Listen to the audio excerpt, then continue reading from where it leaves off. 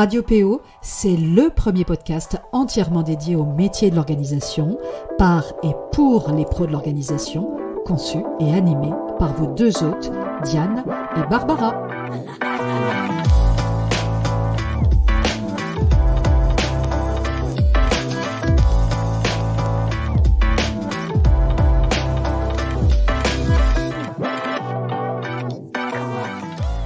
Je suis ravie de vous retrouver pour un tout nouvel épisode du podcast Radio PO, la radio des pros de l'organisation.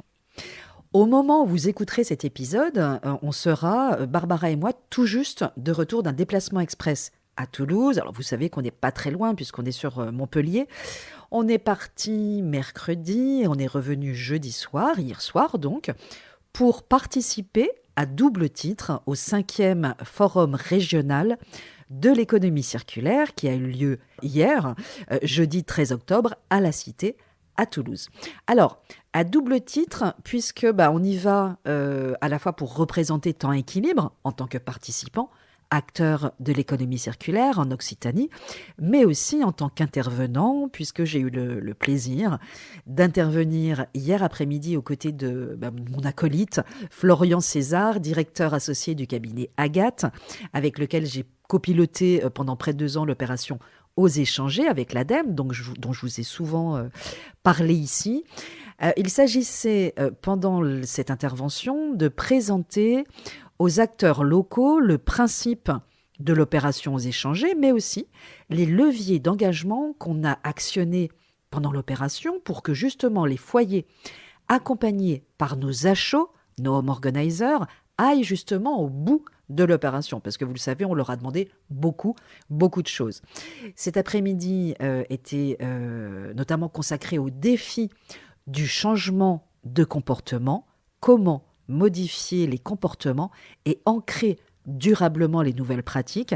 Et nous sommes intervenus plus spécifiquement au sein de l'atelier intitulé « Des leviers du changement de comportement ».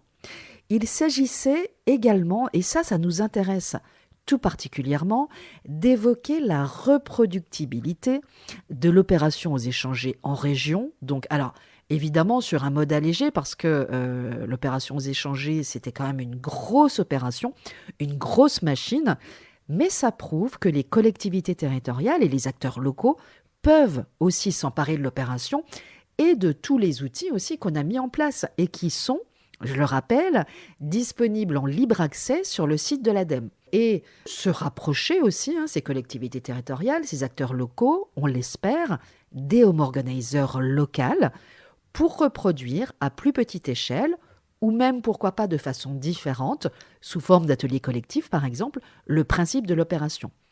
Alors, quelques mots quand même sur ce forum de l'économie circulaire auquel on participe, nous, Temps Équilibre, pour la première fois. Il s'agit de la 5e édition, organisée par la région Occitanie et l'ADEME.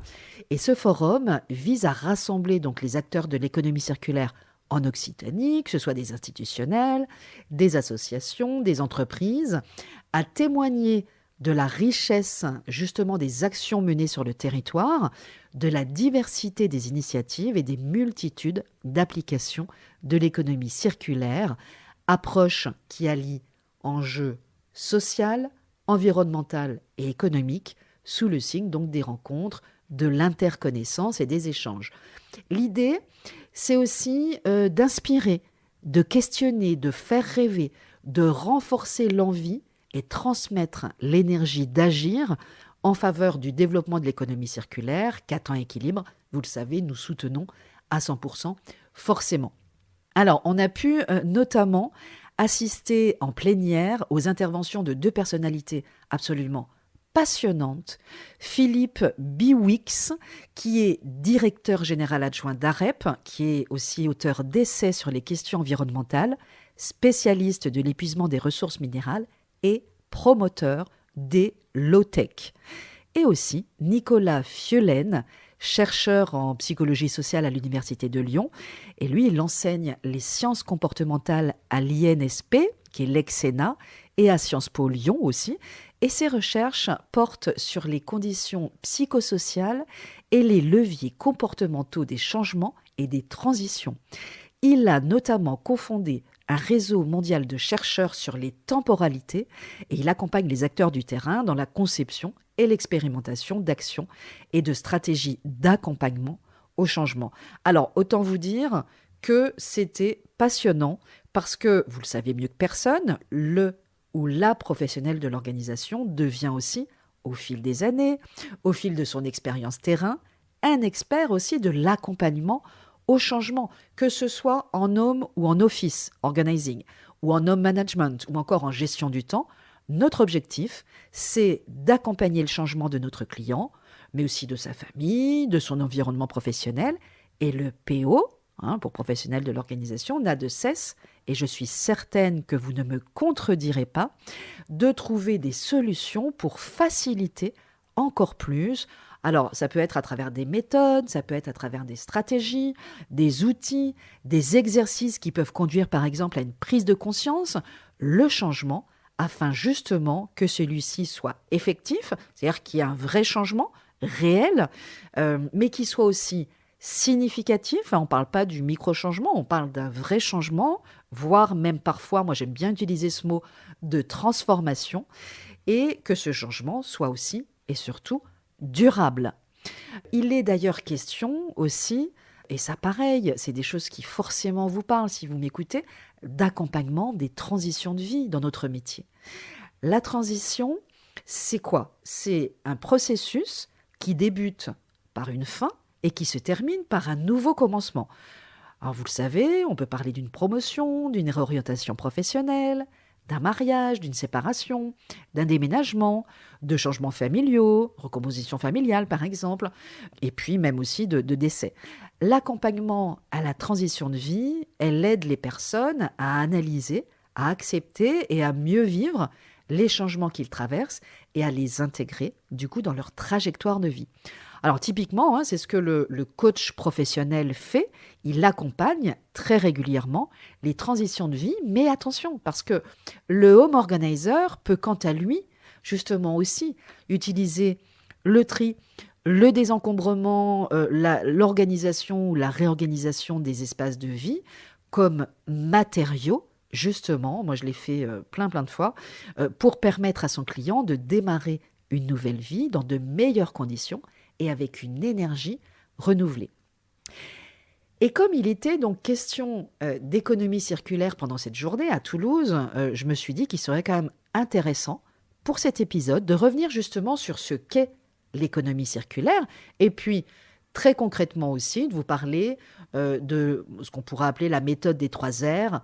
3 R pour réduire, réutiliser, recycler, les 3 piliers d'une consommation plus responsable, qui est également portée par l'ADEME. Alors forcément, sur ces questions, l'ADEME porte beaucoup de choses, mais c'est quand même intéressant que vous puissiez savoir de quoi on parle, parce que c'est des choses que vous pouvez également par la suite vous transmettre aussi à vos clients sur le terrain.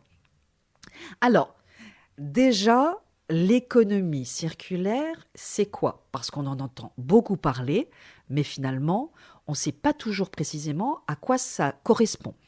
Alors, je vais vous donner une définition très simple. L'économie circulaire vise à changer de paradigme par rapport à l'économie dite linéaire, en limitant notamment le gaspillage des ressources et l'impact environnemental et en augmentant l'efficacité à tous les stades de l'économie des produits.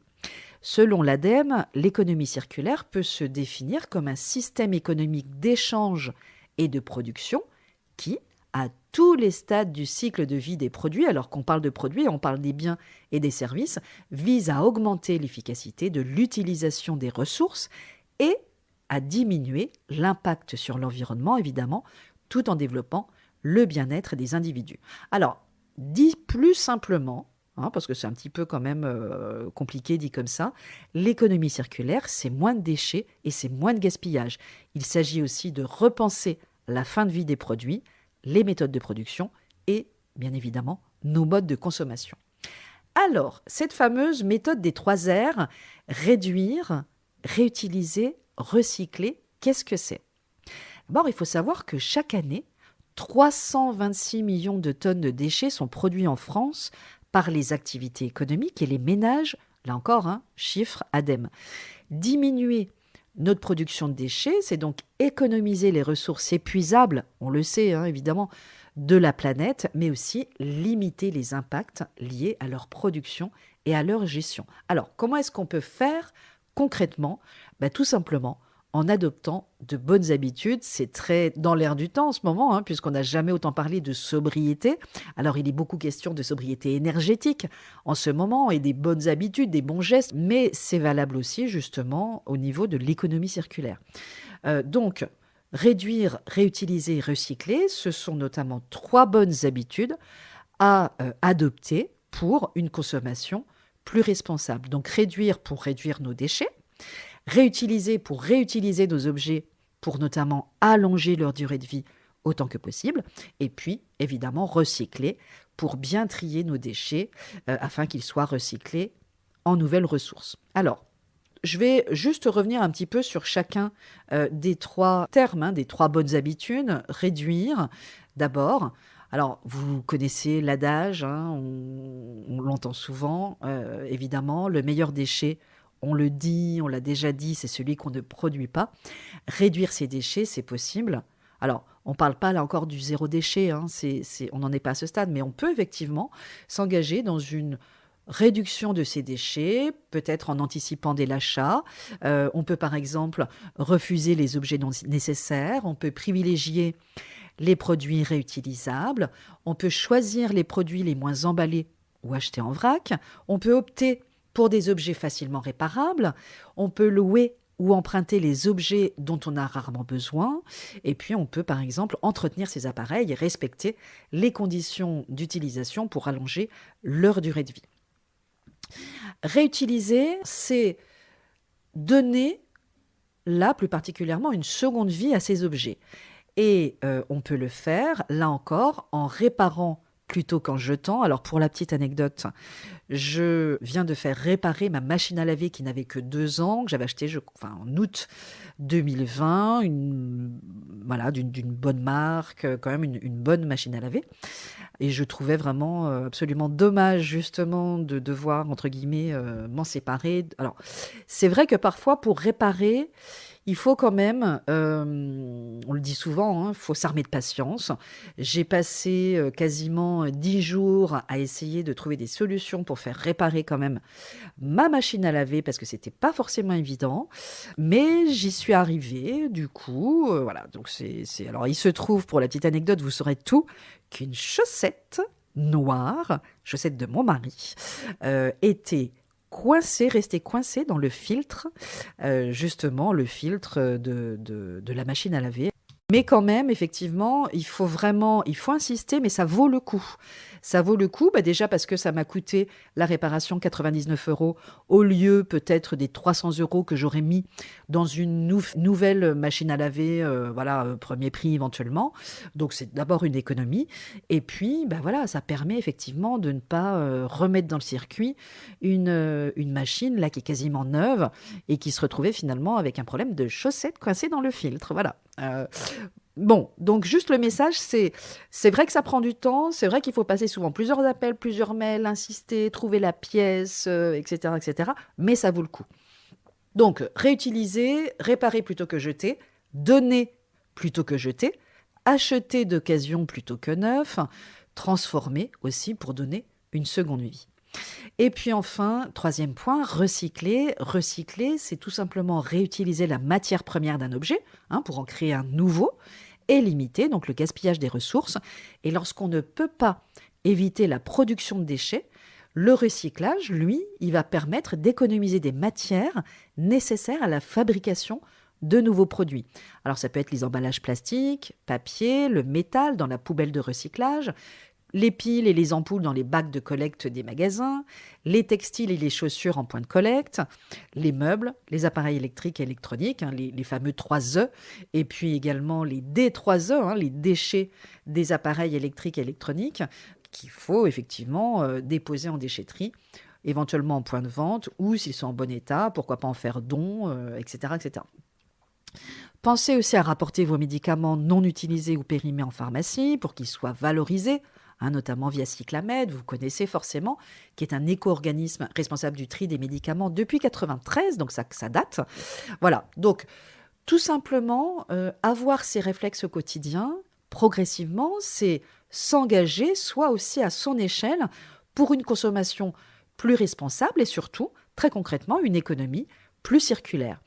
Pour vous aider, vous avez la plateforme lesbonneshabitudes.gouv.fr qui regroupe justement un ensemble d'outils pratiques pour agir au quotidien, notamment la géolocalisation des points de collecte, un guide du tri, un annuaire des réparateurs, des conseils et des astuces, etc.